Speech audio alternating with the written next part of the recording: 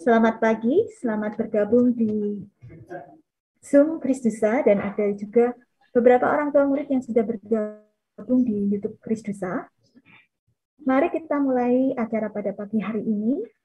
Bagaimana kabarnya? Semoga semuanya dalam keadaan sehat.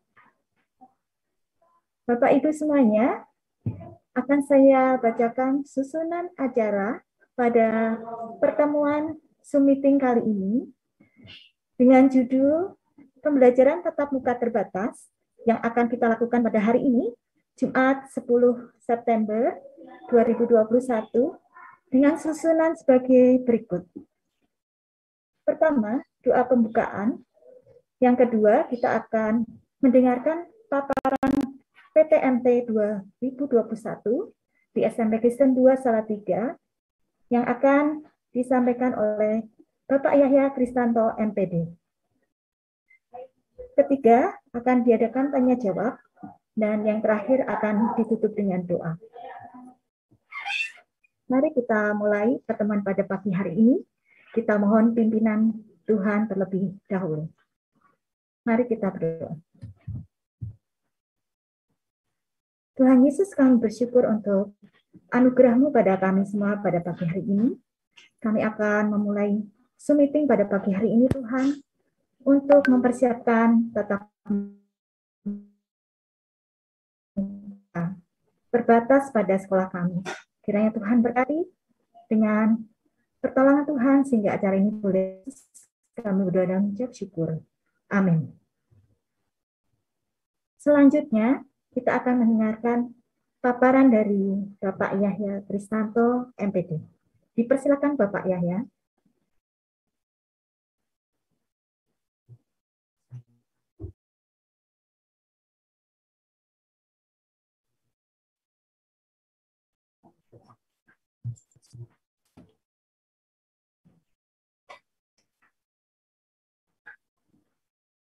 Kembali lagi, kita akan mendengarkan paparan tentang PTMT di SMP Kristen 2 Salatiga oleh Bapak Yahya Kristanto, MPD.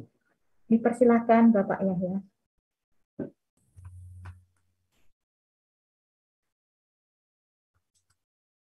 Ya, terima kasih untuk waktunya. Baik, shalom Bapak Ibu semuanya.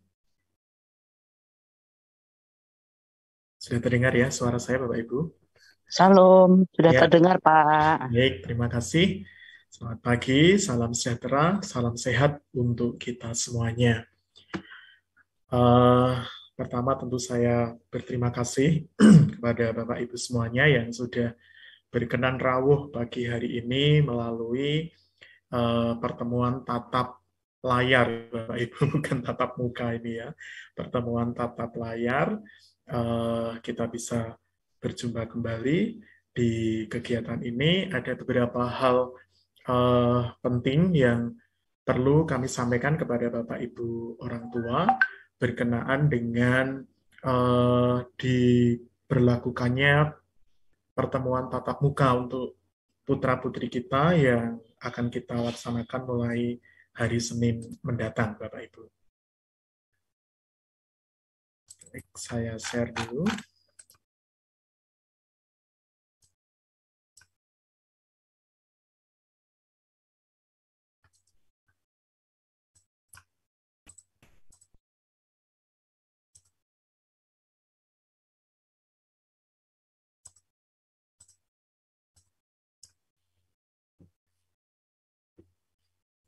Ya, sudah kelihatan ya Bapak Ibu ya. Ya, saya dahului dengan pengantar Bapak Ibu. Yang pertama, pandemi COVID-19 ini telah mengubah pola interaksi dan kebiasaan masyarakat. Kita tahu bahwa pandemi ini sudah berada di tengah-tengah kita cukup lama ya Bapak Ibu, hampir 1,5 tahun lebih kita berdampingan dengan COVID ini. Tentu ini pola kehidupan kita juga sudah berubah begitu ya. Nah, Bapak Ibu guru dan peserta didik ini terlibat di dalam pembelajaran jarak jauh yang menghadirkan sejumlah tantangan Ya, ini tidak bisa kita pungkiri, Bapak Ibu. Mulai dari ketersediaan peralatan digital dan jaringan internet. Ini kita temukan bahwa anak-anak kita juga belum 100% bisa mengakses jaringan dengan baik dan lancar. Demikian juga gadgetnya, begitu ya. Kemudian kondisi psikososial peserta didik maupun guru ini juga banyak keluhan ya ketika anak-anak tidak bisa bertatap muka dengan Bapak Ibu guru, demikian juga Bapak Ibu guru tidak bisa bertemu langsung dengan anak-anak ya mau menjelaskan materi-materi yang sifatnya butuh praktek, butuh diskusi, butuh apa interaksi lebih lanjut ini agak kesulitan begitu. Ini dampak yang dihadapi. Kemudian yang berikutnya juga rendahnya keterlibatan orang tua peserta didik dalam pembelajaran. Ini juga menjadi tantangan tersendiri bagi kami karena kami menyadari juga ada beberapa orang tua yang tentu tidak secara penuh bisa mendampingi putra-putrinya di dalam pembelajaran dari rumah ya karena pekerjaan, karena kegiatan-kegiatan yang lain. Nah, ini adalah beberapa hal yang menjadi tantangan di pembelajaran masa pandemi ini.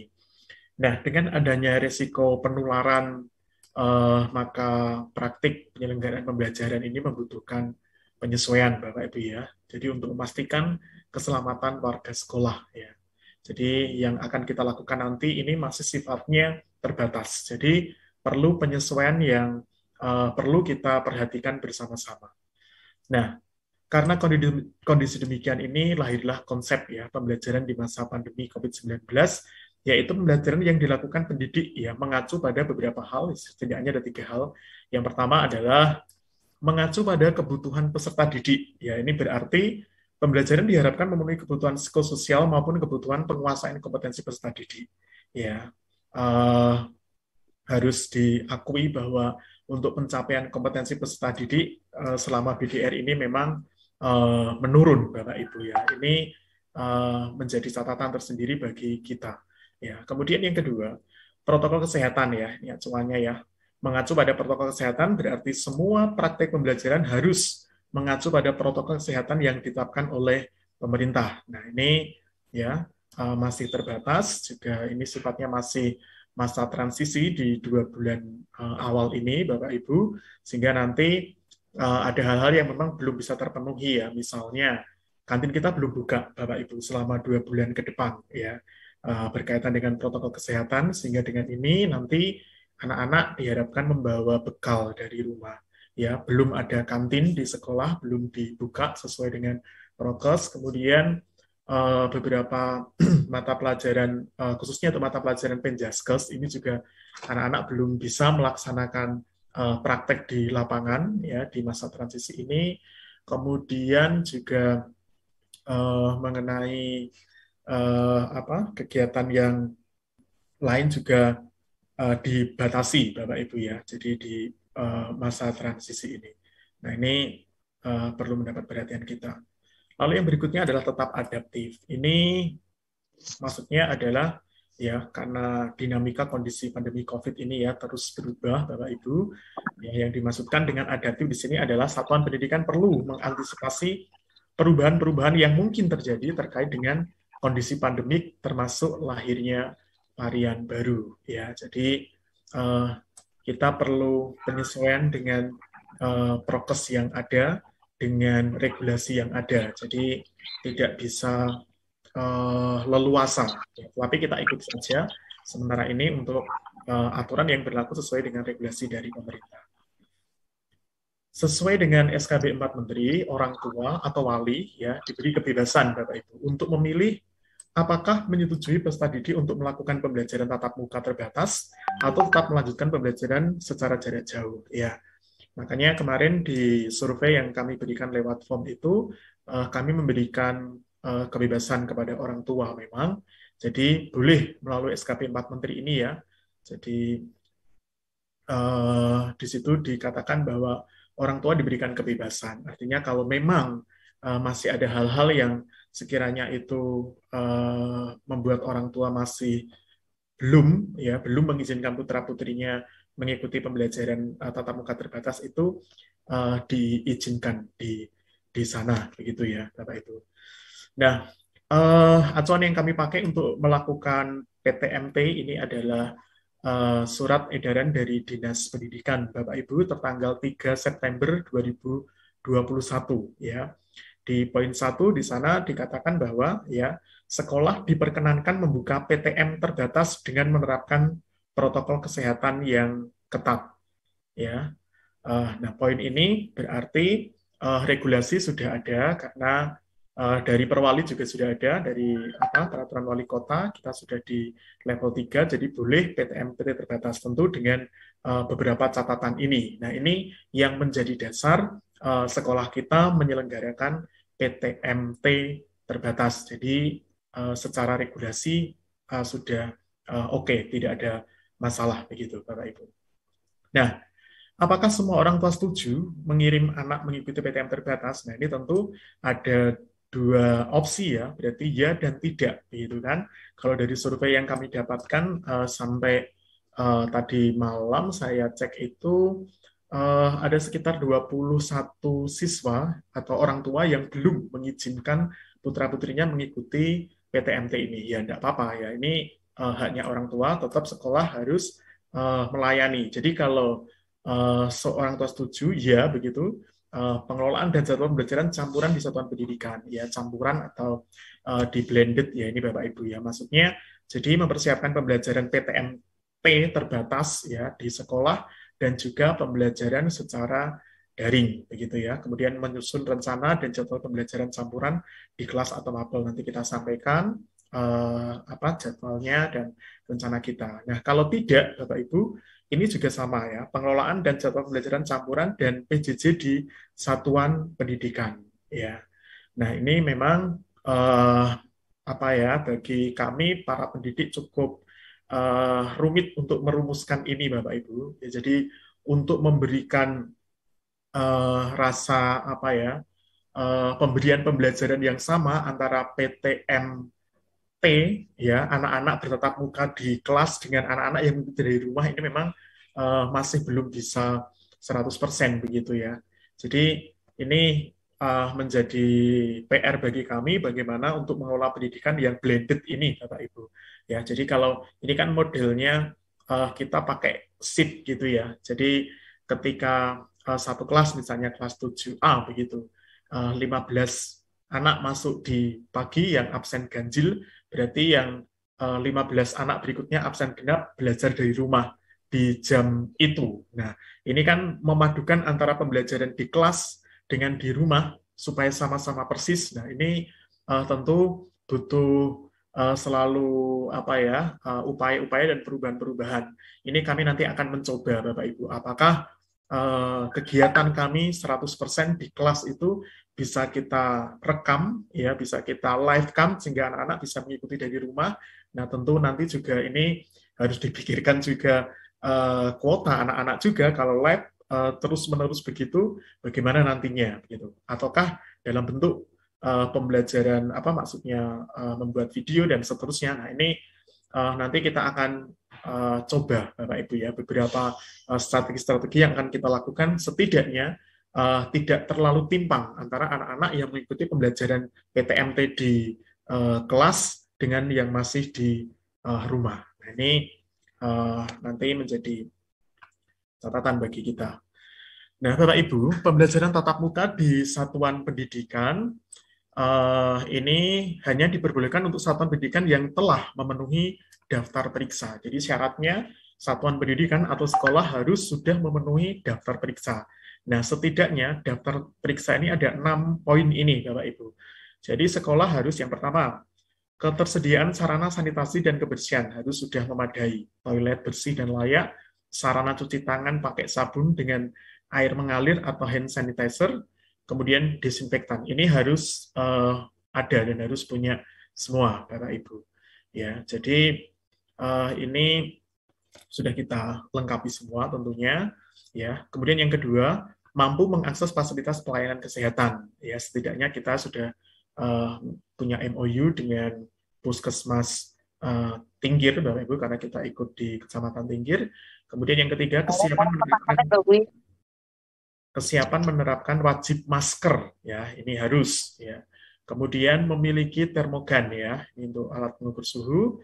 Lalu yang kelima, memiliki pemetaan warga satuan pendidikan yang memiliki komorbid tidak terkontrol, ya, tidak memiliki akses transportasi, memiliki riwayat perjalanan dari daerah dengan tingkat risiko. Nah, ini kami dapatkan datanya dari form yang kemarin survei, pakai form yang kemarin kami sampaikan kepada Bapak Ibu dan sudah mengisi semuanya.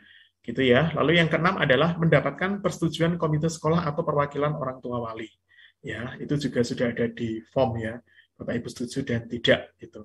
Nah, ini beberapa daftar periksa yang sudah kami siapkan ya. Ini di sekolah juga kami siapkan infografis seperti ini kepada anak-anak untuk selalu ya. Selain ini juga nanti ada beberapa hal juga yang kita siapkan. Nah, untuk termogan ini kita setidaknya punya 4 Bapak Ibu untuk alat pengukur suhu. Yang 2 ini otomatis ya, ini juga sudah ada hand sanitizer-nya. Ini bisa kita optimalkan untuk pemanfaatannya. Jadi sudah memadai untuk jumlah siswa kita. Kemudian untuk wastafel dengan air mengalir, kemudian cuci tangan pakai sabun ini kita juga sudah sediakan di sekolah itu ada 18 ya, 18 wastafel yang bisa dimanfaatkan untuk anak-anak nanti untuk mengikuti prokes yang tepat, yang ketat begitu ya. Jadi itu sudah kita siapkan. Kemudian di kelas juga sudah kita setting untuk jaraknya ini ya sekitar 1,5 meter antara siswa yang satu dengan yang lain. Nah, ini memang terlihat agak rapat begitu, tetapi nanti siswanya kan masuknya bergantian Bapak Ibu di dalam kelas itu ya, pakai shift itu ya.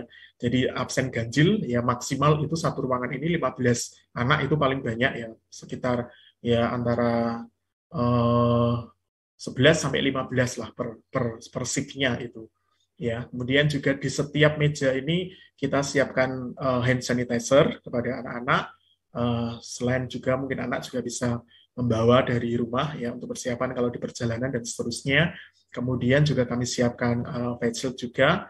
Ya, ini untuk APD tambahan ya sifatnya ya untuk face shield ini Bapak Ibu. Jadi ini yang kita siapkan berkaitan dengan daftar periksa itu.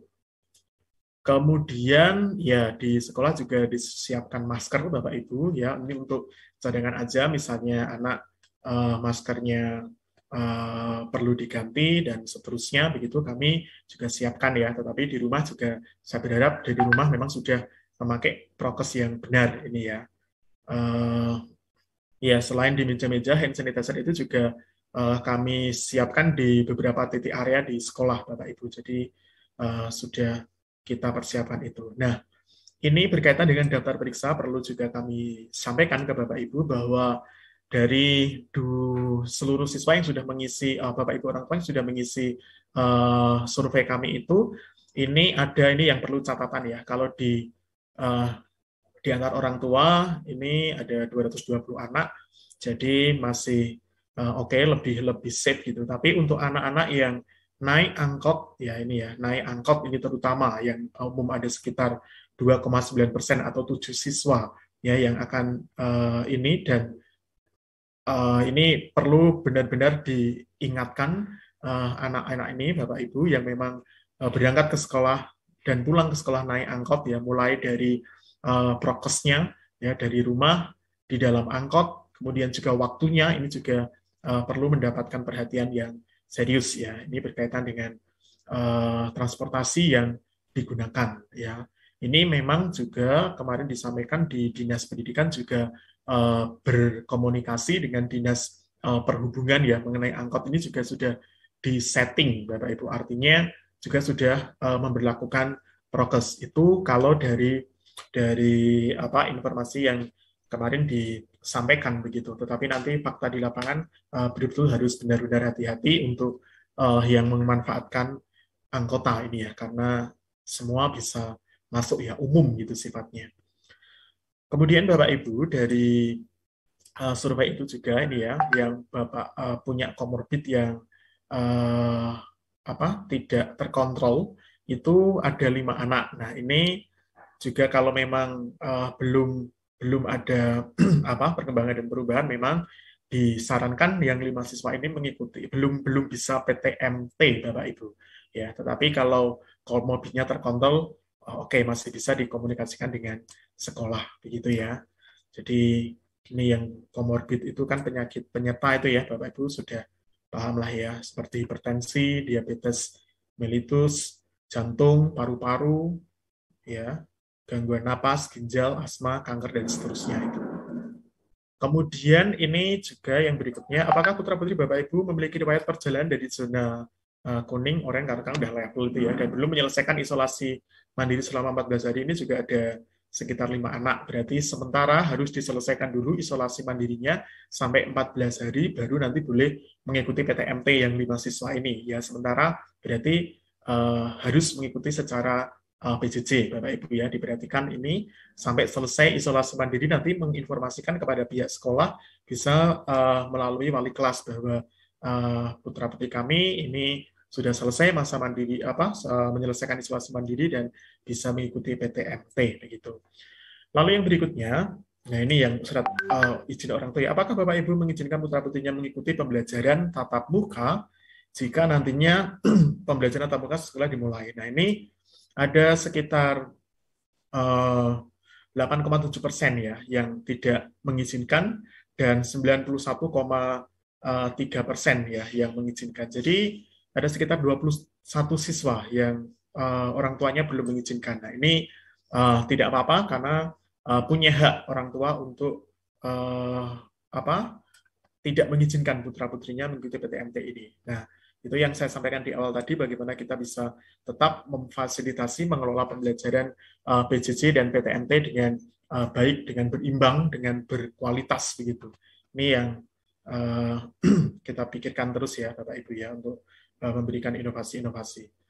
Nah, Bapak Ibu, strategi pembelajaran tatap muka terbatas nanti seperti apa? Nah, ini kira-kira yang kita lakukan nanti adalah, jadi anak-anak selama hanya berapa 1,5 jam ya di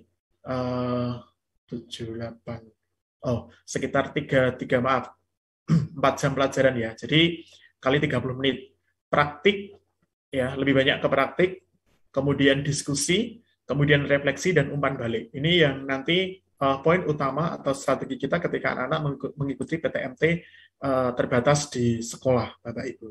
Ya, jadi supaya benar-benar memang efektif di pembelajaran kita. Jadi untuk mapel-mapel yang memerlukan praktek ini bisa dilakukan begitu ya, discuss, kemudian refleksi, jadi komunikasi ya dengan anak-anak dan umpan balik dari pembelajaran itu. Ya, Bapak Ibu di sekolah juga kita sudah menyiapkan buku saku panduan ya. Jadi panduan untuk PTMT ini sudah kita siapkan, nanti besok Senin akan disampaikan kepada seluruh siswa ya melalui wali kelas masing-masing. Bapak Ibu, di dalam buku panduan ini nanti diatur semua apa-apa yang anak-anak harus lakukan selama PTMT ya. Jadi ketika sebelum berangkat bagaimana, di kelas bagaimana ya, di lab bagaimana, kemudian di perpustakaan seperti apa, kalau di koridor seperti apa, itu semuanya nanti ada diatur di buku panduan ini Bapak Ibu. Ya, besok Senin akan disampaikan kepada anak-anak. Ya, untuk buku panduan itu nanti isinya kira-kira beberapa hal. Ini juga supaya Bapak Ibu juga memahaminya ya. Jadi prosedur pembelajaran tatap muka terbatas, perihal kondisi kelas Bapak Ibu. Nanti kan ada dua itu, masa transisi dan masa kebiasaan baru. Masa transisi ini berlangsung selama 2 bulan Bapak Ibu. Jadi kalau kita mulai nanti besok Senin tanggal 13 September, itu berarti masa transisi ini nanti sampai tanggal 13 Desember. Ya, jadi 2 bulan. Ya, 13 September sampai 13 Desember. Kemudian setelah itu mungkin berarti Januari ya, karena 13 Desember itu anak-anak sepertinya sudah selesai tes, tinggal kegiatan jeda semester begitu. Januari semester 2 itu sudah masuk di masa kebiasaan baru. Nah, tentu nanti akan ada banyak perubahan di masa kebiasaan baru. Nanti kita lihat coba ke bawah ya. Termasuk yang paling mendasar adalah kalau sudah masa kebiasaan baru nanti sudah 100% Bapak Ibu. Anak-anak masuknya udah full 100%. Kalau yang masa transisi ini kan masih 50% ya, model SIP itu Bapak Ibu. Yang berikutnya, jumlah hari dan jam pembelajaran tatap muka terbatas dengan pembagian rombongan belajar ya. Ini ditentukan oleh satuan pendidikan dengan tetap mengutamakan kesehatan dan keselamatan warga satuan pendidikan ya. Nanti kita sampaikan model-model shift-nya seperti apa begitu. Lalu yang berikutnya perihal perilaku wajib di seluruh lingkungan satuan pendidikan. Ini sama, baik di masa transisi maupun di masa kebiasaan baru. Jadi yang pertama menggunakan masker kain 3 lapis ya atau masker sekali pakai atau masker bedah yang menutupi hidung dan mulut sampai dagu. Masker kain digunakan setiap 4 jam atau sebelum 4 jam saat sudah lembab atau basah. Ini penting ya Bapak Ibu ya. Masker ini hal fundamental ya, mendasar yang harus dipakai anak dengan baik, dengan benar ya, setidaknya yang kain 3 lapis ini. Kemudian untuk berikutnya ya, CPTS, yaitu cuci tangan pakai sabun dengan air mengalir atau cairan pembersih tangan ya, hand sanitizer. Ya, tadi untuk CPTS-nya sudah kita siapkan ada 18 titik di sekolah itu ya, di wastafel dengan air yang mengalir dengan sabun ya, udah lengkap kita siapkan. Hand sanitizer juga sudah disiapkan di beberapa titik dan setiap siswa di kelas juga sudah kita siapkan Bapak Ibu ya. Lalu menjaga jarak minimal 1,5 meter dan tidak melakukan kontak fisik seperti bersalaman dan cium tangan. Nah, ini juga sudah kita kondisikan ruang kelas kita, tadi sudah saya tunjukkan. Kemudian yang keempat adalah menerapkan etika batuk atau bersin ya Bapak Ibu untuk menutup ya. Ini etikanya yang benar nanti akan diedukasi oleh Bapak Ibu wali kelas di pembinaan ya. Kemudian perihal kondisi medis ya warga satuan pendidikan. Yang pertama, sehat dan jika mengidap penyakit penyerta komorbid harus dalam kondisi terkontrol ya. Itu tadi ada 5 siswa kita harus nanti bisa disampaikan ke wali kelas ya mengenai perkembangan komorbidnya ini. Harapannya masih bisa terkontrol gitu ya komorbidnya sehingga nanti tetap bisa melakukan PTMT. Lalu yang kedua, tidak memiliki gejala COVID-19 termasuk orang yang serumah dengan warga satuan pendidikan. Nah, ini penting Bapak Ibu, mohon dengan jujur menyampaikan misalnya ya di rumah itu ada keluarga yang terpapar COVID atau ini harus menyampaikan kepada kami atau ada anak kita mungkin badannya kurang sehat dan seterusnya. Saya berharap ini lebih baik sementara ya mengikuti pembelajaran dari rumah terlebih dahulu Bapak Ibu. Jadi ini ya tidak memiliki gejala COVID termasuk orang yang serumah dengan warga satuan pendidikan. Ini diinformasikan kepada kami ya, ini untuk kepentingan kita bersama saling menjaga ya, jangan nanti diam-diam ya punya sudah sakit tapi dipaksakan masuk dan nanti bisa mempengaruhi di teman atau di kelas ya atau di lingkungan sekolah. Ini dengan mohon nanti orang tua dengan jujur ya bisa menyampaikan hal ini kepada kami gitu ya. Yang berikutnya perihal kantin Bapak Ibu. Ini yang saya singgung tadi, di masa transisi ini tidak diperbolehkan warga satuan pendidikan disarankan membawa makanan atau minuman dengan menu gizi seimbang. Ya, jadi di 2 bulan pertama nanti kantin kita belum buka Bapak Ibu. Jadi tidak diperbolehkan ya masa transisi. Nah, mulai di kebiasaan baru boleh beroperasi dengan tetap menjaga protokol kesehatan. Jadi mulai Januari kantin mungkin baru bisa buka begitu. Sehingga dalam hal ini anak-anak harus membawa bekal dari rumah dengan makan dan minuman gizi yang seimbang. Lalu yang berikutnya, perihal kegiatan olahraga dan ekstrakurikuler. Tidak diperbolehkan di satuan pendidikan, namun disarankan tetap melakukan aktivitas fisik di rumah. Ya, jadi pembelajaran olahraga belum ada, Bapak Ibu. Demikian ekstrakurikuler kita juga masih dilakukan secara virtual di masa transisi, ya 2 bulan ke depan.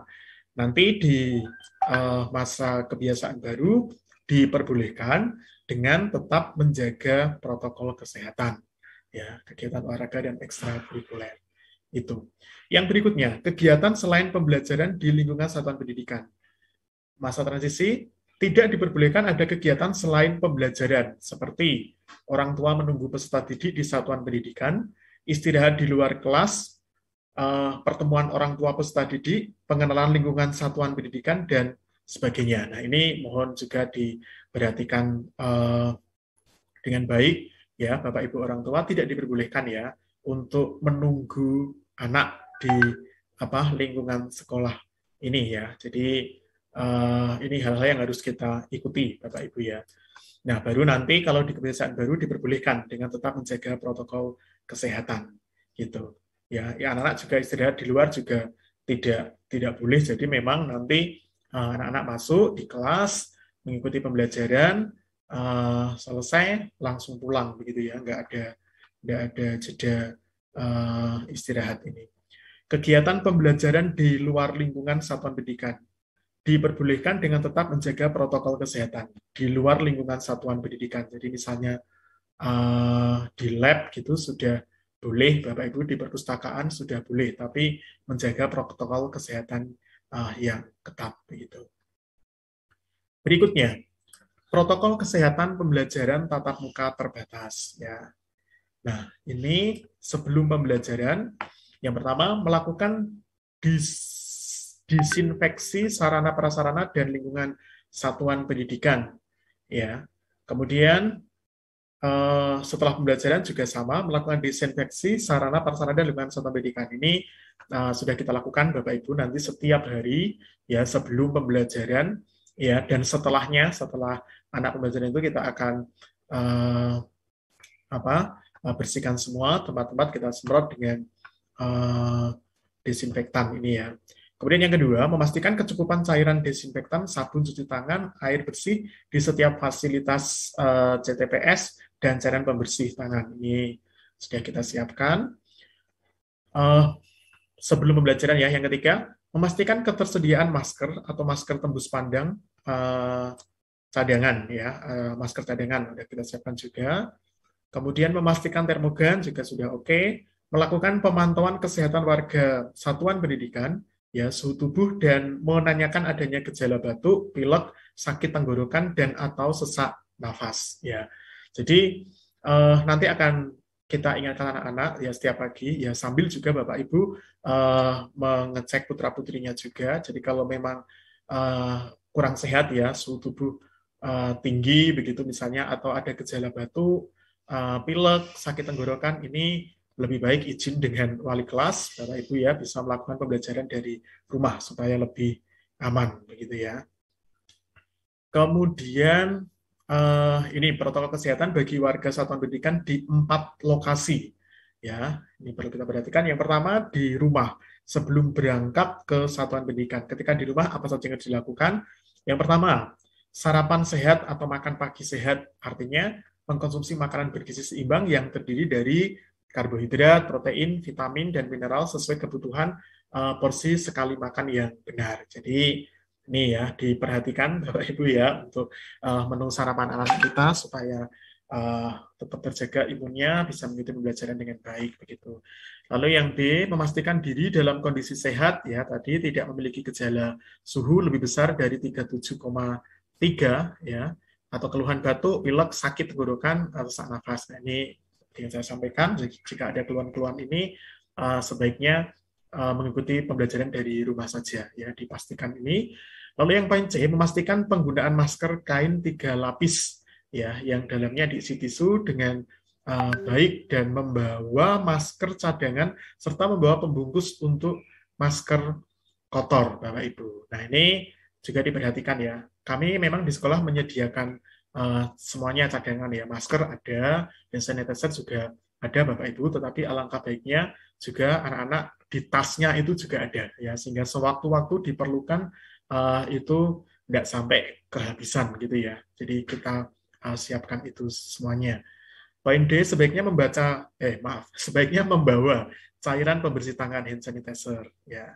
Jadi di dalam tas anak itu ini harus ada hand sanitizer ya, masker itu ya, cadangan itu Bapak Ibu harus ada. Membawa makan beserta alat makan dan air minum sesuai kebutuhan ya.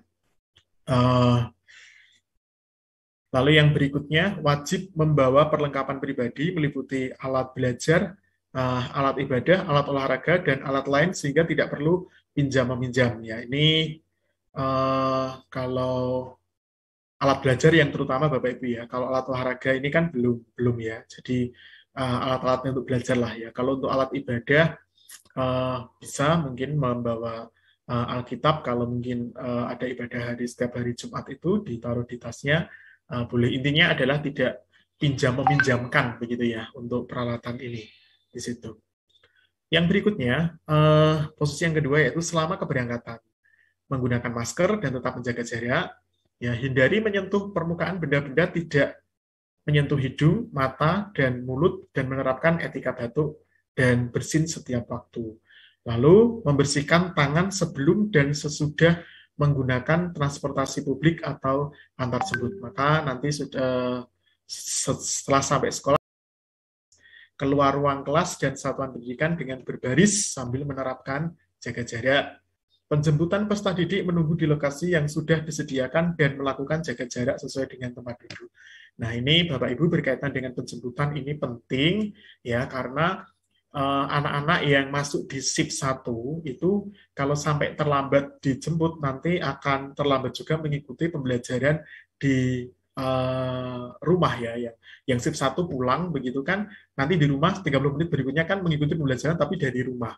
Ya, gantian yang shift 2 berangkat ya untuk di PTMT. Jadi masih seperti itu, sehingga berkaitan dengan penjemputan ini hal yang penting diperhatikan baik-baik Bapak Ibu supaya bisa tepat waktu begitu untuk mengikuti pembelajaran berikutnya.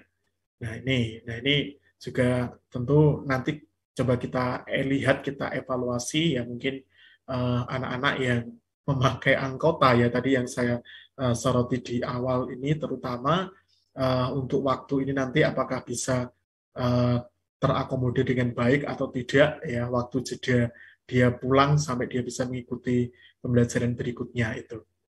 Ya, yang keempat, Bapak Ibu, posisi pulang dari satuan pendidikan. Ya, masker nih harus, jaga jarak itu selalu.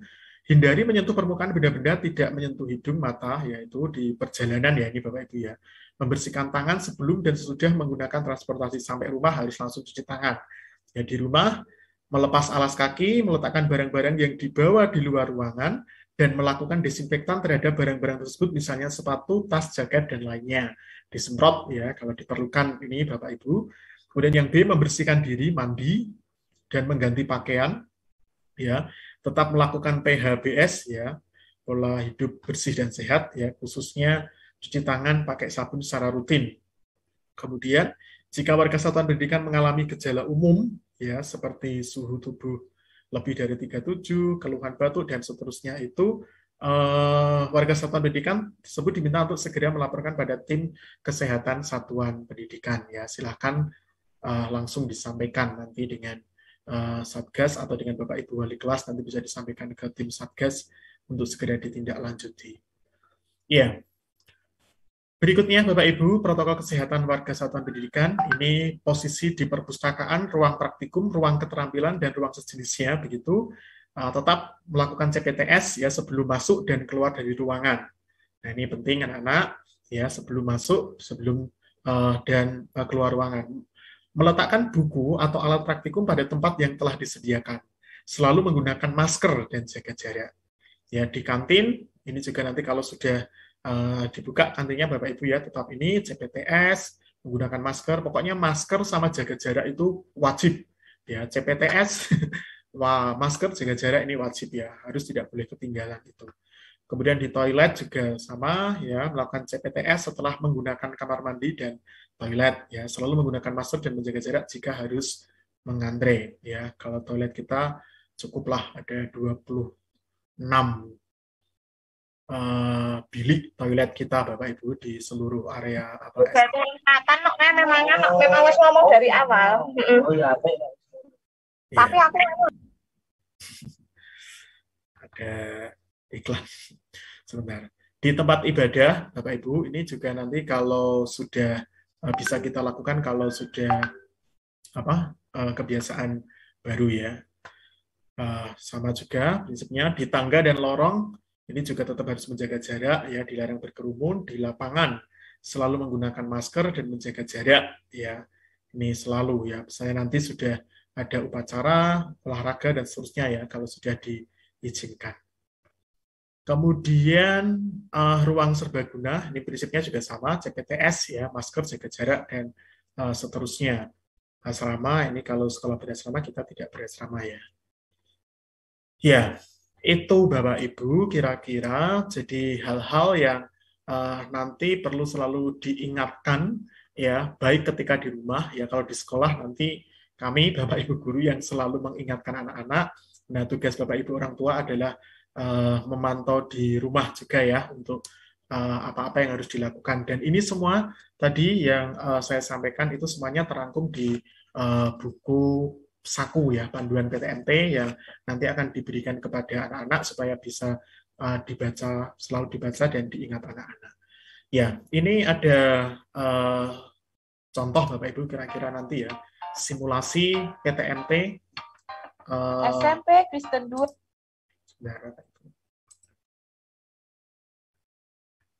sebentar, Salatiga yang berada di pusat kota Salatiga siap melaksanakan pembelajaran tatap muka di era kebiasaan baru. Diawali dengan sterilisasi seluruh lingkungan sekolah dengan penyemprotan desinfektan untuk membunuh virus. Dimulai dari ruang kelas, meja dan kursi yang akan digunakan, dan seluruh area sekolah.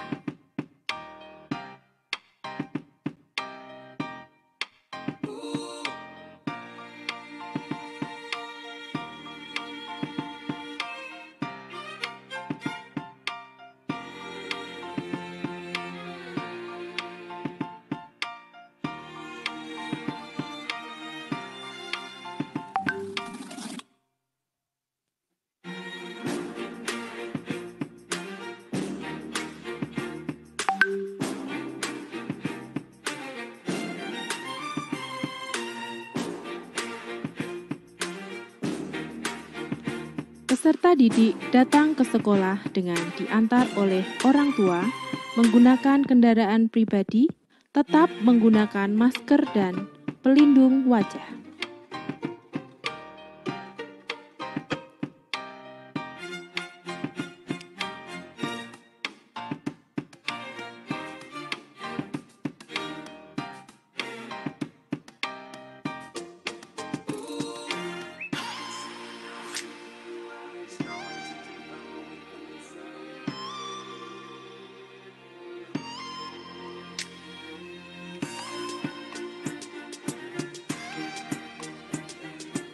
Peserta didik tetap menjaga jarak selama berada di lingkungan sekolah.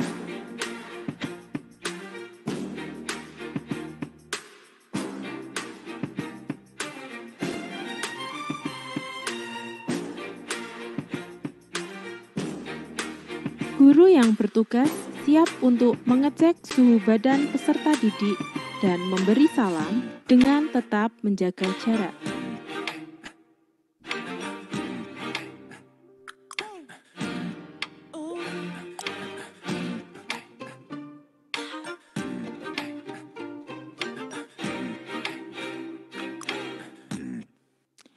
Peserta didik mencuci tangan dengan sabun dan air mengalir di wastafel yang sudah disediakan di depan kelas sebelum masuk ke kelas masing-masing.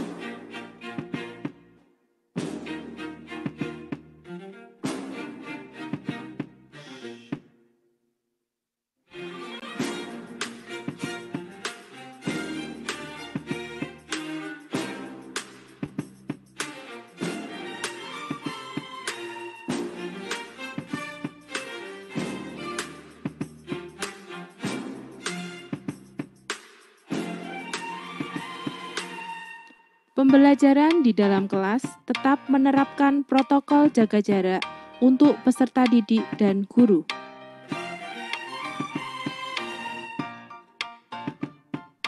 Kantin sekolah tidak beroperasi sehingga peserta didik membawa bekal dari rumah masing-masing.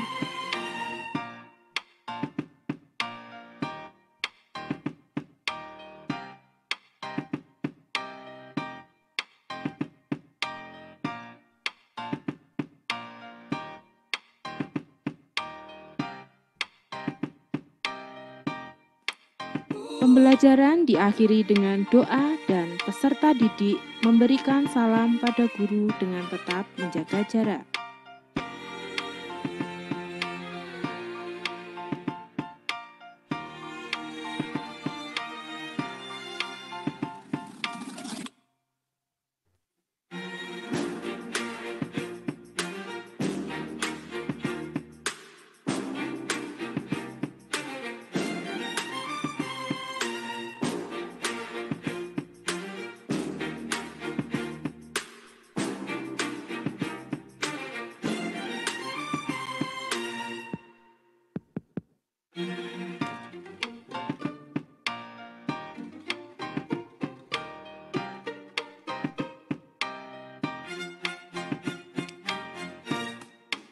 Setelah pembelajaran berakhir, penyemprotan desinfektan dilakukan kembali untuk mensterilkan lingkungan sekolah.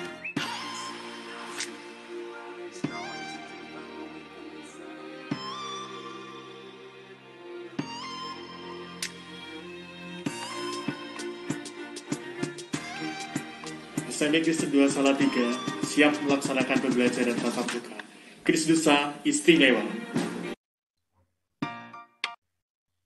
Ya, itu tadi Bapak Ibu kira-kira simulasi yang sudah pernah dilakukan anak-anak. Jadi gambarannya nanti mulai dari anak masuk di pintu gerbang, kemudian dicek suhunya oleh Bapak Ibu guru, masuk ke kelas ya.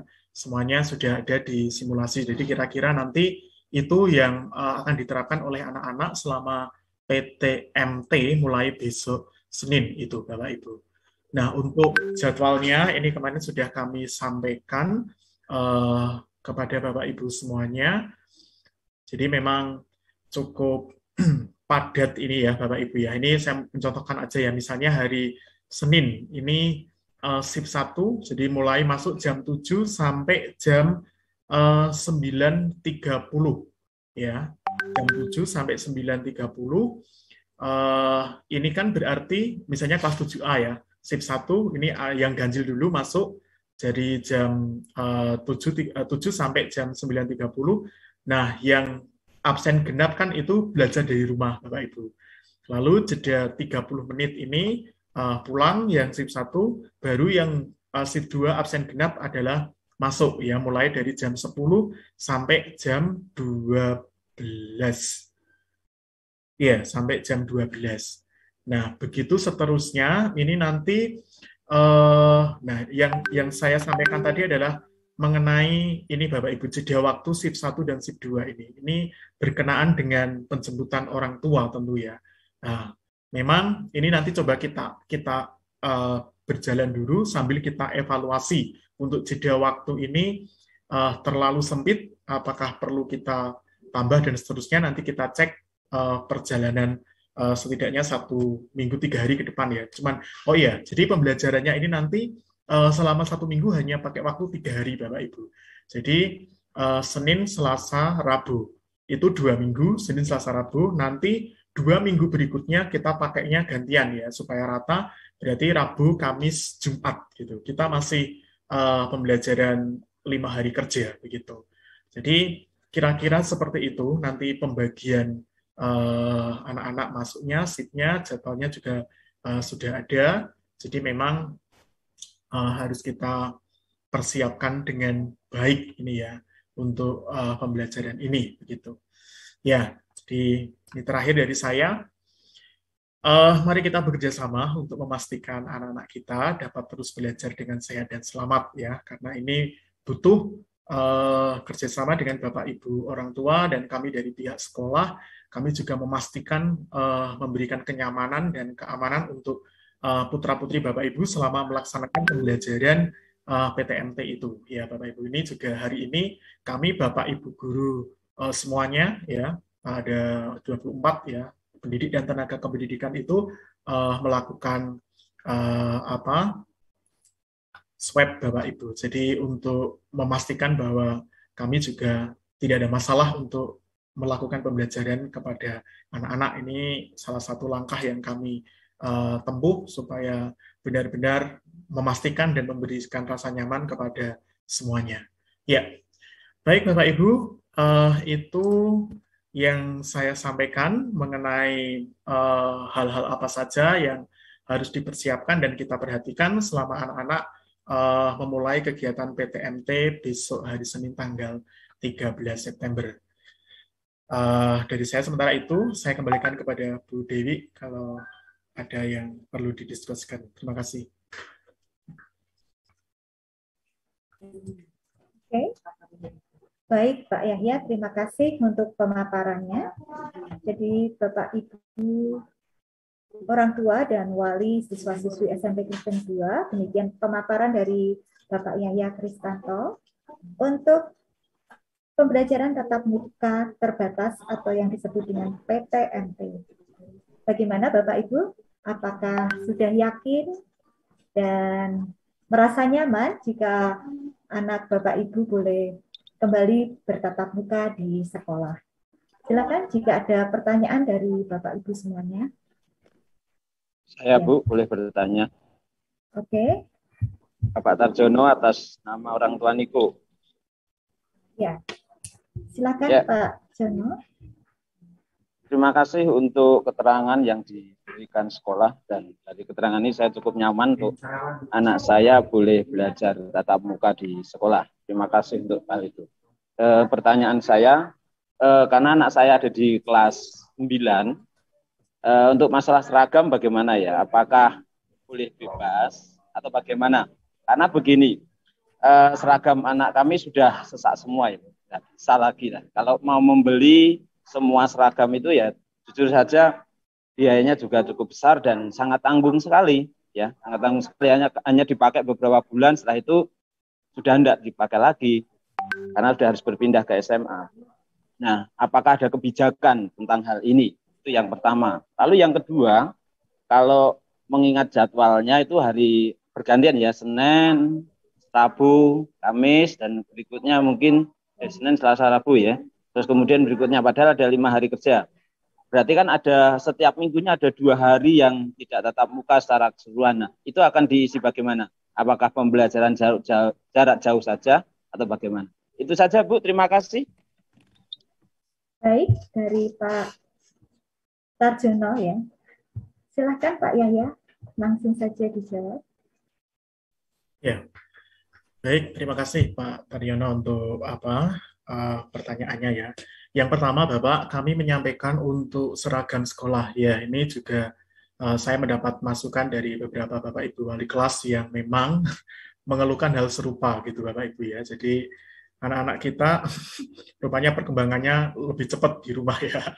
Sehingga utamanya memang yang kelas 9 ya, agak nanggung begitu. Ya, kami memberikan kebijakan begini Pak Taryono dan Bapak Ibu yang lain, jika memang ada anak-anak yang seragamnya sudah tidak muat, bisa menyesuaikan Pak. Ya, bisa menyesuaikan, nanti akan detailnya akan disampaikan lewat wali kelas ya. Misalnya OSIS-nya nggak cukup, nanti gantinya pakai apa ya? Itu tadi sudah kita diskusikan dengan Bapak Ibu guru wali kelas. Besok Senin biar disampaikan di pembinaan itu, Bapak, untuk mengenai seragamnya. Prinsip boleh memakai seragam yang lain atau bahkan tidak memakai seragam, gitu ya. Tetapi tidak memakai seragamnya itu pakai seperti apa? Nah, itu nanti yang akan dijelaskan oleh wali kelas ya. Begitu Pak. Jadi seperti itu, karena memang betul nanggung kalau kelas 8, kalau kelas 7, kelas 9 ya, kalau kelas 7, 8 mungkin ya diupayakan untuk bisa memakai ya Bapak Ibu ya, karena waktunya masih cukup panjang begitu. Kemudian tadi betul Pak, jadi untuk pembelajaran PTMT ini sementara hanya 3 hari. Ya, ini ketentuan dari sesuai dengan regulasi yang ada. Dan 1 jam pelajaran hanya 30 menit. Padahal harusnya untuk waktu normal itu 1 jam pelajaran itu 40 menit. Ya, kita pakai hanya 3 hari. Jadi 2 minggu pertama itu hari Senin, Selasa, Rabu. Lalu pertanyaannya yang Kamis, Jumat bagaimana Pak? Ya, untuk Kamis, Jumat ini kita full PJJ Pak. Kembali seperti biasa. Jadi itu yang kita buat begitu. Nah, nanti juga yang minggu berikutnya berarti kan minggu berikutnya kan Rabu, Kamis, Jumat. Berarti yang Senin, Selasa yang PJJ. Itu yang 2 minggu berikutnya. Jadi 2 minggu pertama, Senin, Selasa, Rabu, itu Kamis, Jumatnya yang PJJ. Kira-kira begitu, Pak Tarjono. Ya. Terima kasih, Pak, keterangannya. Ya, Pak. Baik, terima kasih untuk pertanyaan dari Pak Tarjono dan sudah dijawab Pak Yahya. Semoga ini menjadi penjelasan juga bagi pertanyaan yang sama. Silakan apabila ada yang bertanya lagi. Saya tadi melihat dari orang tuanya Ale ya. Ya. Silakan. Terima kasih untuk kesempatannya. Terima kasih juga untuk penjelasannya Pak Yahya. Kami percaya pasti Krisdusa sudah mempersiapkan sedemikian rupa untuk protokol kesehatan. Yang mau kami tanyakan di sini, melalui surat kemarin kan ada untuk pembelajaran wajib memakai HP. Saya mau tanyakan, waktu pembelajaran di sekolah itu, apa tetap sama seperti kayak online pakai program psikologi itu atau memakai buku? Seperti itu. Atau apakah harus pakai HP? Ataukah bisa anak kami membawa laptop? Karena HP-nya ada beberapa masalah di aplikasinya gitu. Mungkin itu dulu pertanyaan saya untuk pembelajarannya waktu di sekolahan. Terima kasih. Ya, terima kasih Ibu. Dipersilakan Pak Yahya, bagaimana untuk regulasi, apakah tetap membawa HP, ataukah buku, atau kedua-duanya, ataukah boleh membawa laptop? Demikian, dipersilakan Pak Yahya. Ya. Baik Ibu, kami sampaikan. Iya, jadi memang HP atau alat komunikasi sebenarnya ya di sini nanti bisa kami fungsikan. Jadi di dalam pembelajaran di kelas tadi kan prinsipnya adalah sebenarnya adalah diskusi, kemudian praktek, umpan balik. Jadi anak-anak tetap pembelajarannya tatap muka di kelas, tetapi ada kemungkinan juga diperlukan memang sama-sama masuk di psikologi itu juga bisa jadi Bu, ada kemungkinan itu sehingga memang supaya komunikasi dengan orang tua juga bisa baik menggunakan HP itu, kemudian juga bisa dimanfaatkan untuk pembelajaran jika sewaktu-waktu, tetapi memang lebih banyak tatap muka lah kalau di kelasnya nanti, maksudnya tidak selalu masuk di psikologinya begitu. Jadi kira-kira begitu. Intinya adalah kalau mau pakai laptop boleh juga sih, tapi fungsi dari HP itu salah satunya adalah untuk komunikasi, Bu. Jadi bukan murni untuk pembelajaran yang menggunakan psikologi. Kami utamakan pembelajarannya adalah tatap muka, tidak menggunakan psikologi, tetapi dimungkinkan untuk bisa membuka psikologi bersama-sama ya di pembelajaran itu sehingga harus siap gitu. Jadi fungsi dari HP itu bisa ganda, bisa untuk alat komunikasi dan untuk proses pembelajaran juga. Ya, misalnya juga perlu mengakses materi-materi pembelajaran yang saat diperlukan itu juga boleh. Kalau anak-anak mau bawa laptop, ya boleh, ya nggak masalah begitu. Kira-kira begitu, Bu. Oh gitu Pak. Oke, terima kasih untuk penjelasannya. Terima kasih Pak. Iya Bu. Terima kasih untuk Ibu yang sudah menyampaikan pertanyaannya. Adakah yang akan bertanya lagi? Dipersilahkan atau bisa via chat. Dipersilahkan Bapak Ibu semuanya. Oh, ada satu. Ya, saya ya Bu. Saya ingin bertanya sehubungan dengan pemakaian HP yang di sekolah itu, bagaimana pengawasannya ya? Jangan sampai anak-anak malah nge-game atau gimana gitu. Karena di rumah kami kan udah mengawasi supaya terhindarkan hal itu. Nanti takutnya dia bawa HP malah bukan untuk tujuan yang semestinya. Seperti itu. Terima kasih. Persilahkan Pak Yahya untuk menjawab pertanyaan ini. Fungsian dan pengawasannya HP di sekolah. Terima kasih. Ya, kami sudah menyiapkan sebenarnya Bu, ada semacam ini kan kita menggunakan HP itu kan udah lama ya, kalau di Krisdusa itu sudah sejak 2012 18, Bu, anak-anak menggunakan belajar pakai HP. Waktu itu memang sebelum pandemi, sebelum sekolah lain punya learning management system, kita sudah menggunakan psikologi itu untuk tes anak-anak. Jadi kita punya tempat ada kayak semacam kontainer gitu ya di kelas-kelas. Jadi anak datang bisa dimasukkan di kontainer yang kita siapkan di kelas-kelas itu. Nanti kalau HP itu dipakai untuk pembelajaran bisa dipakai gitu. Jadi nanti ketua kelas diberikan kepercayaan ya bersama dengan wali kelas untuk menjaga HP ini begitu nanti. Jadi bisa dikumpulkan di kontainer itu dan dimanfaatkan ketika dibutuhkan ya untuk pembelajaran atau pas pulang tentu diambil ya untuk pakai komunikasi dengan orang tua begitu Bu. Jadi kami pastikan untuk aman penggunaan HP anak-anak, artinya tidak disalahgunakan begitu ketika pembelajaran di kelas nantinya seperti itu.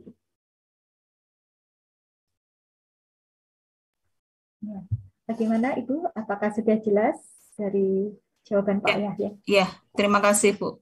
Terima kasih Pak Yahya. Iya Bu. Baik Pak Yahya, ada pertanyaan dari orang tua Darren. Apakah bisa yang semula masuk siang menurut jadwal bisa dipindahkan pagi karena kendala tidak ada yang menjemput? Demikian pertanyaannya Pak Yahya. Ini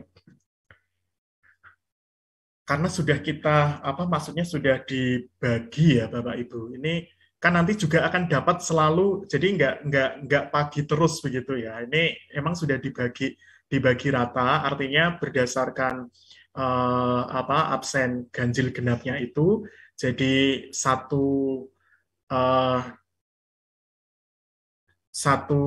hari dia bisa dapat pagi, nanti di minggu berikutnya bisa dapat siang gitu. Jadi biar sama ya. Kalau ditukar-tukar nanti kami kesulitan mengatur di administrasi untuk checklistnya di Bapak Ibu guru absen dan seterusnya itu Bapak. Jadi diupayakan ya nanti kalau digonta-ganti kami yang agak kesulitan Pak untuk mengatur anak-anak di bagian ini begitu. Jadi harapan kami tetap sesuai dengan jadwal yang kami berikan sehingga itu sudah enak dan sesuai dengan apa yang kami siapkan sementara itu, Pak. Demikian untuk orang tua Darren kelas 7C, apakah sudah bisa memahami untuk tidak bisa kita memindahkan begitu saja anak di shift yang kedua? Baik Bu. Terima kasih Pak. Terima kasih Bu. Juga Pak. Bu, makasih ya Bu. Ya, terima kasih. Selanjutnya ada pertanyaan dari orang tua Yeskiela kita. Tadi disampaikan sesuai protokol kesehatan ketika pulang, anak-anak mandi dan ganti baju. Apakah untuk yang shift 1 pulang dan ikut PJJ di rumah ganti baju, bukan seragam sekolah, itu diperkenankan? Jadi maksudnya untuk ikut daring yang berikutnya dia boleh ganti baju, karena selama ini kalau daring kan mereka pakai seragam gitu ya Pak ya. Silakan Pak Yahya. Iya, saya kira memang ini agak luwes aja Bapak Ibu ya. Jadi bolehlah kalau mau ganti, karena itu udah dipakai gitu ya ke sekolah. Apalagi kalau seragamnya terbatas, misalnya pas di rumah itu sementara nanti tidak memakai seragam lagi gitu ya, karena seragamnya terbatas, saya kira tidak apa-apa ya. Yang penting maksudnya untuk kesehatan ini yang utama. Agak luas dalam hal ini Bapak Ibu, karena tentu kalau harus pakai seragam yang sama, kalau mungkin seragamnya cuma satu, barangkali ada yang punya hanya satu, begitu agak kesulitan begitu. Jadi boleh diizinkan gitu Bu. Jadi diperbolehkan tidak memakai seragam ketika mulai pembelajaran jarak jauh di rumah. Demikian. Ya, terima kasih Pak Yahya, Ibu. Oke, terima kasih Ibu. Ada lagi Bapak Ibu? Mumpung ini di surat kita tidak membatasi waktu ya kayaknya. Hanya jam 8 sampai selesai. Kalau masih ada sesuatu yang masih dikhawatirkan, dipersilahkan untuk bertanya kembali.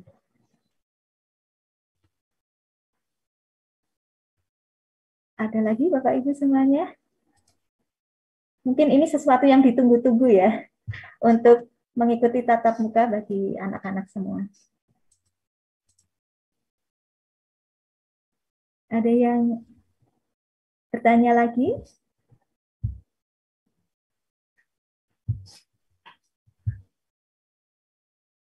Oke. Sepertinya tidak ada Pak Yahya.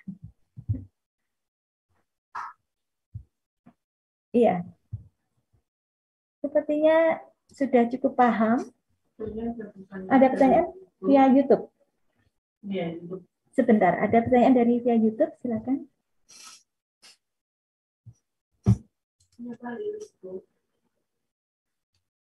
Kalau kita selaku orang tua boleh memilih untuk anak bisa online atau offline, info langsung ke wali kelasnya. Oke, ada pertanyaan tentang bagaimana jika mereka bisa ikut online atau offline. Misalnya hari Senin misalnya online, tapi hari Selasanya dia tidak bisa datang. Apakah cukup hanya dengan menginformasikan ke wali kelas? Seperti itu Pak Yahya? Iya, lewat wali kelas Bapak Ibu bisa disampaikan begitu ya, nggak apa-apa. Kalau misalnya ada sesuatu begitu ya, Senin bisa berangkat, kok tiba-tiba malam badannya panas gitu ya, batuk, pilek, tidak bisa ikut PTMT, disampaikan saja ke wali kelas. Lewat wali kelas Bapak Ibu, enggak apa-apa gitu. Nanti wali kelas kan akan menyampaikan informasi itu ke kita semua ya, karena di grup kan nanti akan di-share itu. Gitu Bapak Ibu. Ya, terima kasih Pak Yahya. Sepertinya memang kalau ada perubahan apabila terjadi misalnya sakit, itu bisa juga langsung izin ke wali kelas seperti itu. Terima kasih. Ada lagi pertanyaan Bapak Ibu? Maaf Bu, saya satu lagi ya. Iya, saya orang tua dari Jonathan 9A. Iya. Mengenai vaksin Bu, apakah sekolahan memfasilitasi atau mengakomodir tentang vaksin ini, atau memang kita diarahkan untuk mengikuti yang diadakan di luar sekolahan? Begitu. Terima kasih. Ya, baik. Tentang vaksin ini Pak Yahya. Banyak ya informasi vaksin di mana-mana. Apakah peserta didik langsung ikut yang tercepat saja atau menunggu dari sekolah? Terima kasih.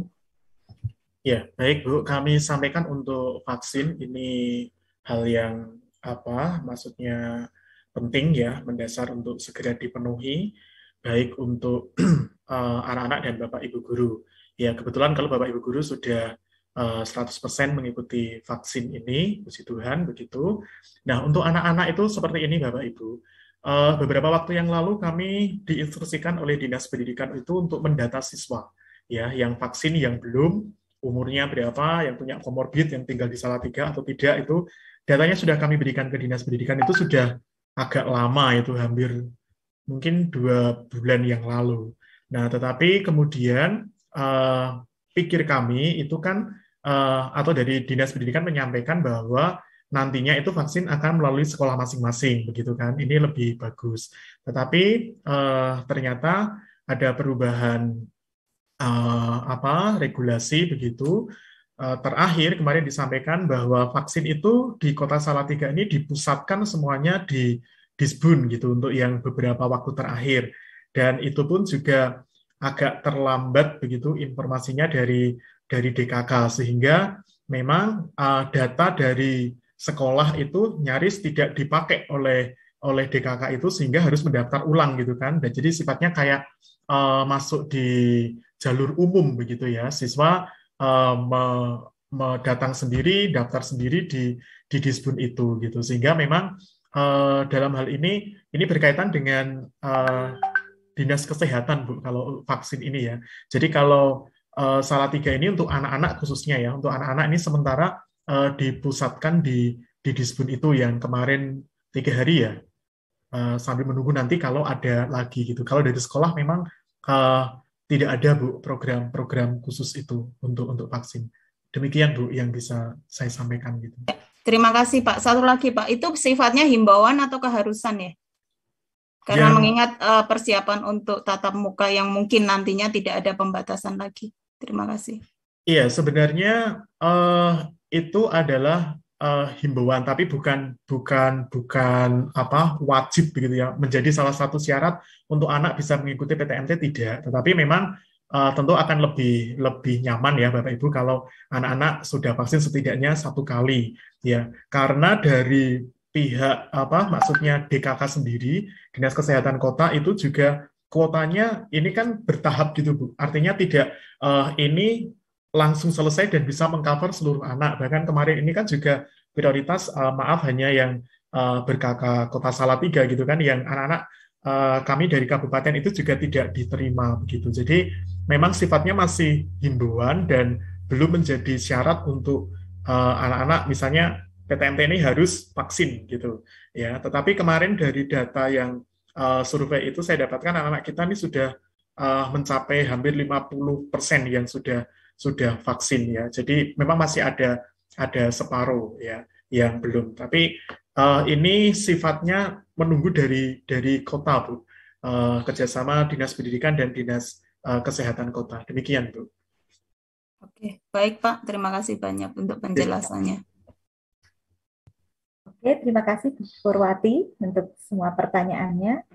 Bisa menjadi masukan bagi Bapak Ibu yang pertanyaannya juga sama ya. Ada lagi yang ingin disampaikan bagi Bapak Ibu semua?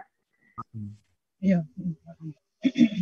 Mohon bertanya, kalau boleh. Oke, boleh. Saya orang tua cinta Krishna. Ya.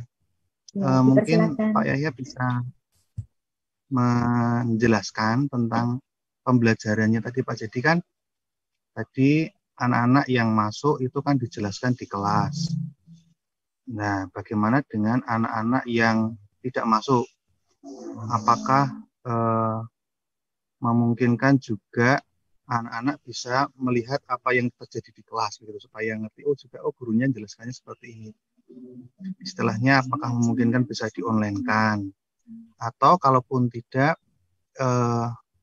dibuatkan kayak mungkin video kali Pak ya, video supaya yang bisa menggambarkan pas di kelas itu seperti apa, supaya jadi sama antara yang di rumah maupun yang di sekolah itu bisa mendapatkan informasi yang sama begitu. Mungkin gitu Pak Yahya. Terima kasih. Silakan Pak Yahya. Baik Pak Bangun, Mas Bangun. Kakak kelas saya ini. Dari SMA 3. Ya, begini Pak Bangun.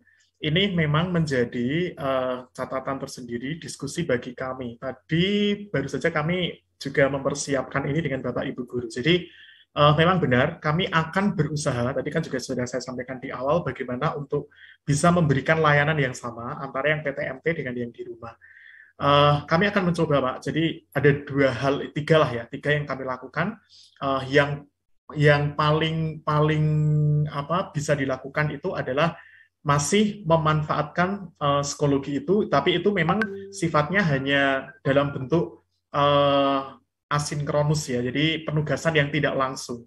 Yang kedua, kami akan membuat video, tadi beberapa Bapak Ibu Guru juga sudah mempersiapkan itu, jadi video pembelajaran itu, apa yang disampaikan di kelas itu, anak-anak bisa mengakses dalam bentuk video di rumah. Lalu yang ketiga memang secara langsung. Nah, secara langsung ini sebenarnya yang paling menarik untuk bisa diupayakan ya selama PTMT ini. Ya tentu kami tadi beberapa Bapak Ibu Guru, ini belum semua Bapak Ibu, karena memang butuh perangkat ya untuk bisa mengakses pembelajaran di kelas itu, misalnya apakah itu dimasukkan di Meet, kemudian anak-anak nanti bisa mengakses semuanya lewat Meet, seperti itu. Kemudian juga kami harus mengupgrade internet kami di masing-masing kelas, Bapak Ibu, karena sementara ini kan hotspot kami itu kan hanya di beberapa titik yang di luar gitu ya, kayak di perpustakaan, di ruang guru, di lab komputer itu yang ada sama di lapangan satu. Tapi kalau yang masuk di kelas-kelas ini memang belum. Nah, ini sedang kita pikirkan karena kalau mau live begitu tentu butuh sinyal yang baik begitu ya. Kalau kami cek sementara ini di kelas-kelas belum terlalu lancar untuk pembelajaran live. Nah, ini kami sedang usahakan. Kami upayakan ke arah sana, Pak Bangun. Jadi bagaimana memang betul ya kami pikirkan itu sudah jauh-jauh hari dan menjadi keganduhan tersendiri gitu ya. Bagaimana bisa setidaknya meminimalkan antara pembelajaran PJJ dengan di kelas tatap muka itu tidak terlalu banyak gitu perbedaannya begitu. Jadi ada 3 cara itu nanti yang memang kami kerjakan. Bapak Ibu guru akan membuat video, kemudian dipublish yang nanti akan sama juga yang akan dilakukan di kelas juga pembelajarannya maksudnya sama gitu kan, divideokan atau live atau dalam bentuk tugas mandiri di psikologi itu. Kira-kira begitu Pak. Kami sedang mengupayakan ke sana. Demikian.